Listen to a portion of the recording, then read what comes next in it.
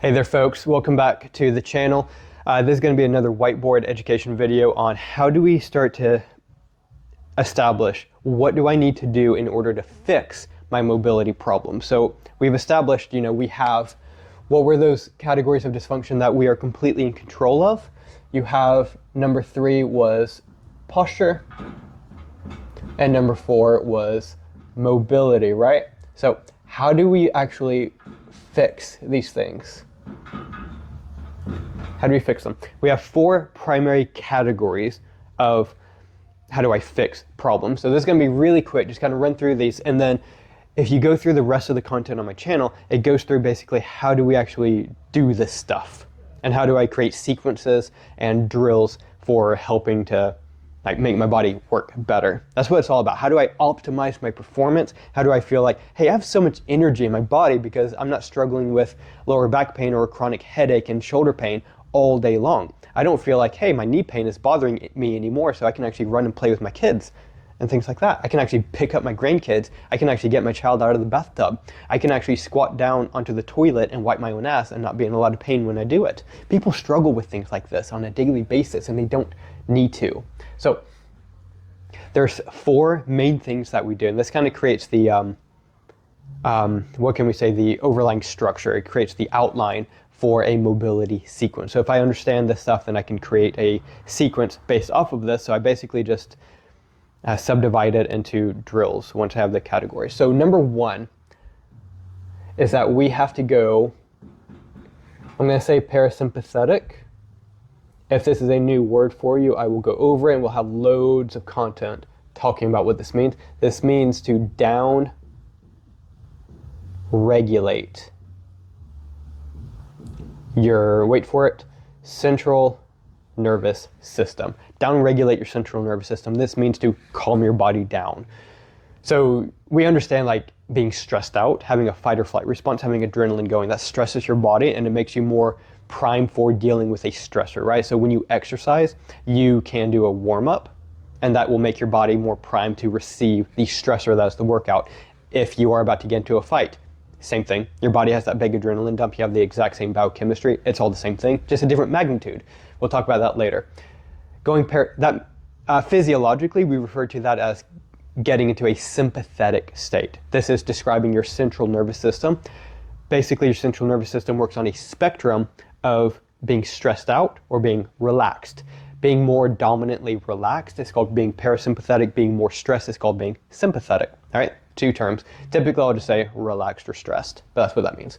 So very first thing is that I need to calm my body down as much as possible. We have a lot of drills for this, but basically, the more calm your body is, the more down-regulated your central nervous system is, the better you're able to adapt and make changes, and therefore to fix things like your posture, how you hold yourself, how you move, your mechanics, and also your mobility. So your ability to change your state of pain, your state of tension, your state of weakness works better when you are parasympathetic. The more stressed out you are, the less your body is capable for making adaptations. So for example, exercise does not make you stronger. Exercise is a stressed out sympathetic response. We don't get stronger when we exercise. We actually make ourselves weaker. It's during the rest and recovery in the days in between exercise. That's when I get stronger. We understand this intuitively, right? So I have to be parasympathetic. So I start off my mobility routine with a sympathetic response, or a parasympathetic, excuse me. If I go into my mobility routine stressed out, I massively lower my ability to change and therefore to receive the consequences of the mobility work, the benefits of the mobility work. So just spend 5 minutes. That's all you need, 5 minutes to do some kind of breathing drills and other things that help your body to down regulate. We'll go over these specifics in later content. Number 2, work on your lymphatics, which is a fancy way of saying your circulation.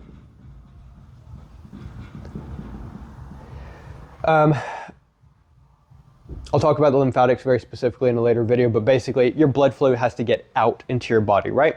And your blood flow, once the nutrition has been metabolized, you have to actually suck that back up to your heart to be filtered back through into your bloodstream. So your blood plasma gets out there and it gets filtered into what's called your lymphatic system. We've probably all heard of your lymph nodes, so like your tonsils and the lymph nodes underneath your jaw.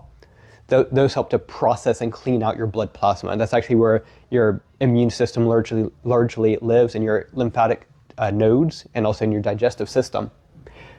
This stuff gets heavily inflamed. It becomes stagnant. Things get stuck. So think like you have a stream of water out, in the wild, and if you have like litter in it, it'll get pushed out to the sides and gets kind of stuck there. Imagine that's gunk inside your body. Same sort of similar thing happens in theory. But things will get stuck, things will get stagnant. And if you do not clean out the lymphatics, which is an extraordinarily simple and easy thing to do, then you can't get nutrition out. If you can't get the used up blood, the metabolized blood out and filtered back through, you can't appropriately get nutrition out into your body. And so you can't heal as well because you can't get oxygen and nutrition out. Does that make sense? We'll go over that in more detail. So then we do a lymphatic massage. So lymphatic massage. This is one of the most simple, most powerful things that we can do. So if we can do some parasympathetic work, 5 minutes lymphatic massage, that takes less than 5 minutes on your whole body. You can, just these two things alone, that will fix like 80% of your issues. I'm just making up that percentage. Number 3 is that we need to make sure that we are consuming a diet that is anti-inflammatory. So we're going to call this a proper human diet. And for right now, we're just simply going to discuss a proper human diet is not inflammatory, meaning that a proper diet for you as a human being is not one that makes you feel sick. It is not one that drives disease. It is not one that makes your teeth rot out. It is not one that makes your joints swell and feel painful. It is not one that makes you feel weaker. A proper human diet is one that makes you feel strong and mobile and actually removes any inflammation that would be inside your body. No creature on the planet eats a diet, except for human beings, that makes them ill. So that's something to kind of work through. Number 4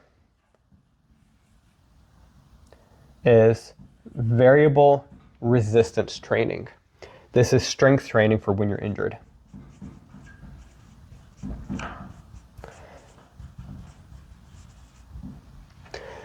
So there would be some amount of like your classical mobility work, like foam rolling, banded stretches, using voodoo floss and stuff. That kind of ties in with the lymphatics because a big part of what that does is actually enhance your circulation. So they very much tie in together there. So we understand, like, we have foam rolling, we have voodoo flossing, we have using massage therapy balls, we have using a band to stretch out our joints. All those kind of drills, they would come after the parasympathetic bit, ideally after the lymphatic massage, but it kind of ties in the same with there. Proper human diet, that's technically not part of the routine. That's kind of extra, but it bears, you need to be in there. You need to have the resources to actually help yourself to heal. If you don't have the resources, then your body doesn't heal as well.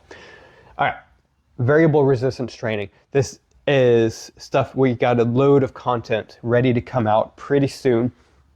But basically, when we are doing mobility work, it cannot just be the massage work. Too many people will mistakenly, they'll be extremely sedentary. They will do a little bit of massage work because, hey, their physio told them that they need to, so they'll massage out their lower back a little bit, do some stretches, and then they will do like some really pathetic strength drills with like the smallest, weakest band possible. And it drives practically no force on their body and therefore drives practically no real incentive to grow and change and build muscle. And it makes sense. If you hurt your lower back deadlifting, you're not going to be able to deadlift very much, are you? Well, we can actually use variable resistance training in order to, essentially the way it would work, and just thought experiment, because we have other content actually showing this stuff. If I start at the very bottom of my deadlift position, so I've been injured, I can only hinge over so much, but I do some mobility work so I can hinge over as much as possible right then and there, and I can grab some kind of banded device where it's very weak at the bottom, but as I go to deadlift more and more and more, I'm getting into a stronger position to hold force on my body effectively, and now I can hold a lot more force than I could ever subject myself with using a barbell or a dumbbell or kettlebell or whatever free weight. And now I can apply so much more force on my body that I drive an adaptation to actually grow muscle. So I'm injured and I injured myself deadlifting. Most of the time you are going to be told, don't deadlift.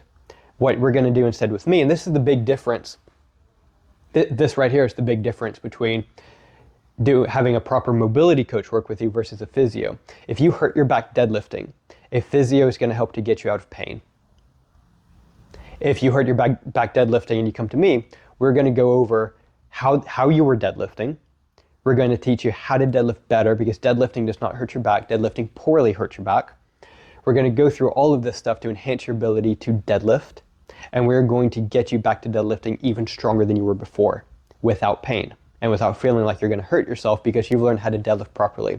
When you go to like a medical doctor or a physio or some such, you don't get taught how to run properly, how to deadlift properly, how to squat properly, because that's not their training. They're trained to get you out of pain in one way or the other. You get all of this plus pain management with a proper mobility routine.